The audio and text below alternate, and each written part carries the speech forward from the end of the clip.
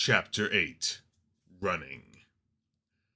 The footsteps were close behind him, and he didn't know these streets. He hoped the night masks didn't either, but there were no guarantees. He dodged down another side street, making for the tavern he tried to drag Reeves to. Reaching it, he barged in the front door, nearly bowling over a drunken gnome that was starting to stagger out as he came in. He'd been right. Some of his erstwhile shipmates were still here. He was relieved that he'd seen them making for the sign of this building before splitting off to try to escape. "Oh, and there's our cabin boy!" Carrick motioned him over to the table he was sharing with several other sailors with a wide grin. "Where'd you been, Stead? And what happened to your face?" His eyes narrowed as he took notice of the pair of cuts. "No time," he gasped out. "Street thugs. They've killed Reeves!" "What?" Tarth nearly up into the table, shooting to his feet, cursing. "Where?"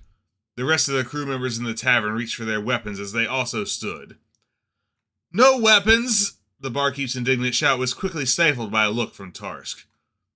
"A couple blocks from here," Gaheris answered. "They were chasing me." "Come on," Anders growled from his place standing at the next table over. The bosun marched toward the door, the rest of the sailors behind him. Gaheris quickly darted ahead and out the door. As he'd suspected, Marcus and Jenkin were coming down the street. "There you are," Marcus growled as he advanced down the street. "Thought you could run, did—" The sailors barreled out behind Gaheris before the enforcer could finish his sentence. "There they are!" The street urchin pointed at the two thugs, wondering all the while where the third one was. "Get 'em!" Anders growled command and set his men charging towards the two thugs. "Oh, Bashaba's brats!" Marcus growled as he started backpedaling, dirks in his hands. Jenkin was in no hurry to stick around either and was ahead of Marcus, fairly running down the street.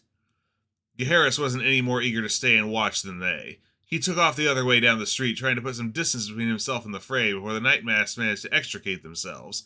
If they could, he thought, but best not to take chances, and come after him again. He looked back as he rounded the next corner.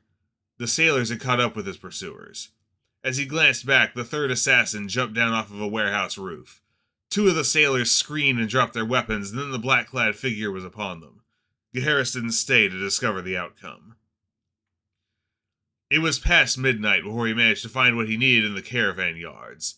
An encamped wagon train, looking like it was fully loaded and prepared to leave at dawn.